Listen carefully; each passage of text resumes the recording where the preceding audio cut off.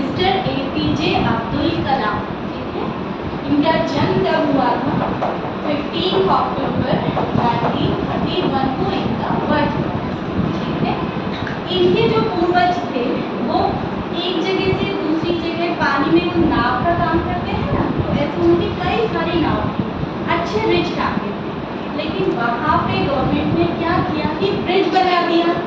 जब ब्रिज बना दिया तो लोग अपने आप ब्रिज के ऊपर से चले जाते थे, तो नाव की जरूरत ही नहीं थी। तो इनकी जो नावें थी धीरे धीरे धीरे वो कर्ज के चलते वो बिक गई, तो घर आर्थिक संकटों से गुजरने लगा। और ये कितने भाई बहन थे? 4 भाई 1 बहन, ठीक है। अब 5 बच्चे। तो इनके जो पिता थे वो क्या काम किया करते थे? उनके पास जो एक नाव थी उसमें हिंदू लोगों को बिठा के मंदिर के लिए, हिंदू मंदिर ले जाने के लिए धनुषकोडी से रामेश्वरम और रामेश्वरम से धनुषकोडी को ले जाया करते थे। यही उनका अभी का काम था। लेकिन अब वो लोग कितने थे? 7, 5 भाई बहन, 2 मम्मी पापा। तो उन 7 लोगों का गुजारा उस एक नाव से नहीं हो पाता था। इसलिए अब्दुल कलाम भी क्या करने लगे थे? न्यूज़पेपर डालने लगे और उसी से उनका पढ़ाई का जो खर्च था वो चला करता था, ठीक है। और इनके सिर्फ 3 ही मित्र थे, 3 खास। उस टाइम कोई धर्म जैसी चीज़ तो थी नहीं, सभी धर्म के लोग प्यार से रहते थे, ठीक है। एक ही जगह रहते थे, ऐसा भी कोई डिस्क्रिमिनेशन नहीं था कि यहाँ हो रहे कि यहाँ कोई बहुत प्यार से रहा करते थे। तमिलनाडु की, ठीक है। धीरे धीरे बड़े हुए, पढ़ाई में अच्छे थे, पर इनके मार्क्स अच्छे नहीं है, बहुत ज़्यादा अच्छे नहीं आते थे, बहुत मेधावी थे। लेकिन जो इनके क्वेश्चन एनालाइजिंग होता था, जो इनका IQ लेवल था, वैल्यू स्टॉप दिस, जो इनका IQ लेवल था ना, उसकी वजह से टीचर्स इनको बहुत ज़्यादा प्यार करते थे, ठीक है। अब धीरे धीरे ये इतने मेधावी हुए कि इन्होंने फिजिक्स से ग्रेजुएशन, और फिजिक्स से ग्रेजुएशन करना मेरा बहुत बड़ी बात है ना। फिजिक्स जो है वो अपने आप में एक बहुत टफ सब्जेक्ट है, ठीक है। ग्रेजुएशन की, फिर ये IIM से इन्होंने अपना टेक्नोलॉजी का काम जो था वो कंप्लीट मद्रास। उसके बाद क्या हुआ? इनकी जो चॉइस थी एनडीए में जाने की थी, एयरफोर्स पायलट ये बनना चाहते थे, ठीक है। अब एनडीए में बनने के लिए ये सारी चीज़ों में सिलेक्ट हो गए, लेकिन लास्ट में जाके वहाँ पे सिर्फ 8 लोगों को सिलेक्ट करना था और इनकी जो रैंक थी वो 9th, तो इनका सिलेक्शन नहीं। कहाँ गए थे एनडीए में सिलेक्शन के लिए? देहरादून। जब ये देहरादून गए, वहाँ इनका सिलेक्शन नहीं हुआ तो इनको, और आर्थिक तंगी इतनी ज़्यादा थी तो इनकी जो बड़ी बहन थी वहाँ पे जाने के लिए टिकट के पैसे नहीं थे, तो इनकी जो बड़ी बहन थी उन्होंने अपनी गोल्ड की जो चूड़ियाँ वो पहनती थी वो बेचकर इनको वहाँ जाने के लिए टिकट का पैसा दिया, ठीक है। आर्थिक स्थिति तो खराब थी। अब जब इनको लगा कि इतना पैसा पढ़ाई में भी लगाया जितना भी था, और उसके बाद बहन ने अपनी चूड़ियाँ भी बेच दी, वहाँ पे मेरा सिलेक्शन नहीं हुआ, तो ये ऋषिकेश आकर वहाँ पे पहाड़ पे खड़े हो गए कि मुझे अब इस पहाड़ से छलांग लगा देंगे कि मैं अब वापस गाँव जाके बोलूँगा क्या कि सबने थोड़ा थोड़ा कंट्रीब्यूशन मेरी पढ़ाई में किया, मेरे यहाँ पहुँचने में किया, और अब मेरा सिलेक्शन नहीं हुआ, तो अब मैं क्या करूँगा। तो वहाँ पे ऋषिकेश में जहाँ ये खड़े थे वहाँ पे मंदिर था, और उस मंदिर में थे शिवानंद स्वामी, जो उस मंदिर के संत थे वो कौन थे? शिवानंद स्वामी। और वो उनको काफ़ी देर से देख रहे थे कि लड़का कुछ विचारों में मग्न है, और समझ भी गए थे शायद ये नीचे छलांग लगाने वाला है वहाँ से। शिवानंद स्वामी उनके पास गए और उनसे पूछा कि क्या बात है। तो अब्दुल कलाम बच्चे तो थे, उन्होंने अपनी सारी जो परेशानियाँ थी वो उनको कह दी, और उन्होंने ये भी कहा कि आप ऐसा मत सोचिए कि यहाँ फेलियर कोई बड़ी बात नहीं होती बेटा। हम कभी लाइफ में काफ़ी सारे मौके ऐसे आते हैं जब हम फेल हो जाते हैं, लेकिन उससे सबक लेने की ज़रूरत है। और शिवानंद स्वामी ने उनको ये समझाया कि हो सकता है ईश्वर ने आपको किसी और बड़े काम के लिए चुना गया, ठीक है। और उससे इनका मोरल अप हुआ, और फिर इनकी जो सोच थी, नेगेटिविटी थी, वो बदल गई। शिवानंद स्वामी ने इनको समझाया कि आपको शायद ईश्वर ने बहुत बड़े काम के लिए चुना गया है, जस्ट वेट एंड वॉच। फिर ये धीरे धीरे धीरे और पढ़ते रहे, तो इनका क्या हुआ? एरोनॉटिक्स में एयरक्राफ्ट की जो टीम थी उसमें इनका सिलेक्शन हुआ, वहाँ पे इन्होंने मिसाइल्स पे काम करना शुरू किया। इससे पहले भारत की मिसाइल्स ही नहीं थी, और भारत की मिसाइल्स पे इन्होंने जो ये थे हमारे विक्रम साराभाई, ठीक है, उनके साथ में मिलकर इन्होंने काम किया। और भारत की 2 मिसाइल हैं, अग्नि और पृथ्वी,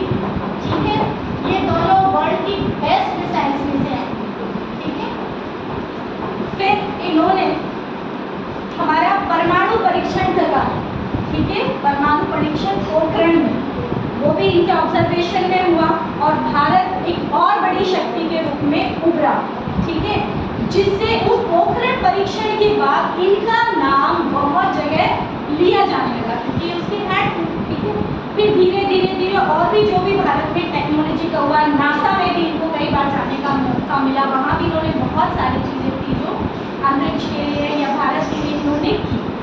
जैसे जैसे इनका काम बढ़ता चला था, इनका और फील्ड में टेक्नोलॉजी, फिर एक फेमस लाइन ये बोलने लगे थे कि degree is just a piece of paper, है ना, your actual degree is your BA, ठीक है, ध्यान से सुनो, degree is a piece of paper. Degree क्या है, जो डिग्री आप ले रहे हो कि आपने 10th करी 12th करी, वो क्या जस्ट पीस ऑफ पेपर, यानी आपका एक फ्रेम में लगाने वाली आपका सर्टिफिकेट है। और आपकी एक्चुअल डिग्री क्या है, आपका एक्चुअल बिहेवियर है।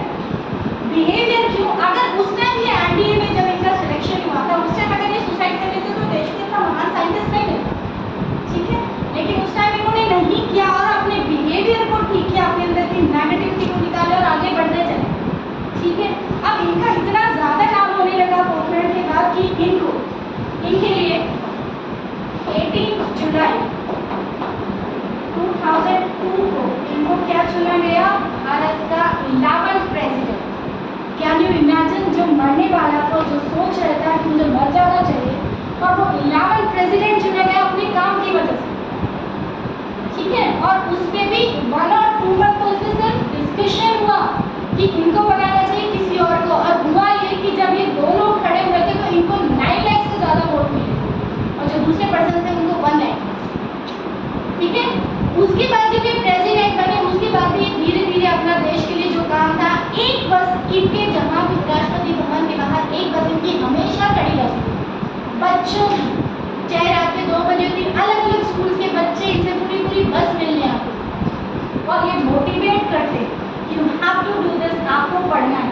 बच्चों से इतना ज़्यादा प्यार करने वाले शायद ही कोई प्रेसिडेंट भारत में बने, और पूरा टाइम फिर ये सब चीज़ चला। और उसके बाद 25 जुलाई 2007 को इनका जो कार्यकाल था वो समाप्त हो गया, ठीक है। एक बार इन्होंने सोचा भी कि मुझे दोबारा प्रेसिडेंट बनना चाहिए, और फिर 4 दिन बाद इन्होंने अपने उस प्रस्ताव को खुद ने ठुकरा दिया कि नहीं, मुझे आगे प्रेसिडेंट नहीं बनना, क्योंकि देश के लिए और भी बहुत कुछ करना चाहते हैं। लेकिन उसके बाद भी ये अलग अलग जगह जाके, ठीक है, बच्चों को मोटिवेट करना, अपनी टेक्नोलॉजी को, भारत को और ज़्यादा आगे बढ़ाना, ये सब चीज़ें ये कंटिन्यूस कर रहे हैं। फिर IIM मद्रास ने इनको 27 जुलाई को इनको स्पीच देनी थी।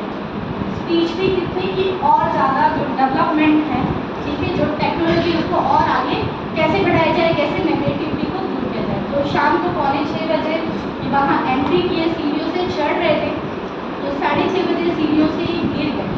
थोड़ा सा हॉल में पहुँचे, थोड़ा सा ठीक हुआ, 5-10 मिनट ठीक नहीं हुआ, हॉस्पिटलाइज किया गया, और 7:45 शाम को 27 जुलाई 2015 को इनकी मृत्यु। तो 84 ईयर्स का जो इनका जीवन रहा वो बहुत प्रेरणादायी, बहुत ज़्यादा प्रेरणादायी। क्यों? क्योंकि इतने अभावों के बावजूद ये यहाँ तक पहुँचे, कोई पॉलिटिकल बैकग्राउंड नहीं था। आपको मैं बताऊँ, प्राइम मिनिस्टर की पार्टी होती, प्रेसिडेंट की कोई पार्टी नहीं, प्रेसिडेंट चुने जाते, ठीक है। ये किसी पार्टी को बिलोंग नहीं करते थे, ना ये बीजेपी की थे, ना ये कांग्रेस की, प्रेसिडेंट की पार्टी नहीं, ठीक है। तो इतनी महान शख्सियत, और इनके पास क्या थी, संपत्ति क्या थी, एक किराए का कमरा, 25,000 किताबें थी इनके उस कमरे में, ठीक है।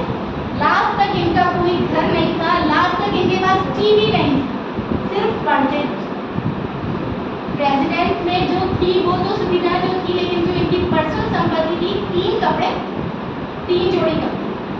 और नॉर्मल से नॉर्मल बच्चे के पास या 10-15 होते होंगे, और जब वो प्रेसिडेंट थे तब इनके पास 3 जोड़ी कपड़े थे, ठीक है। और 25,000 किताबें, सोचिए 25,000, 25,000 किताबें, और एक किराए का कमरा। जब तक जीते थे, शादी इन्होंने की नहीं थी, तो जो भी कॉन्ट्रीब्यूशन था, जो भी सैलरी इनकी आती थी, वो अपने भाइयों में डिस्पर्स कर देते थे, और बहुत बड़ा अमाउंट जो था वो देश के लिए ही देते थे।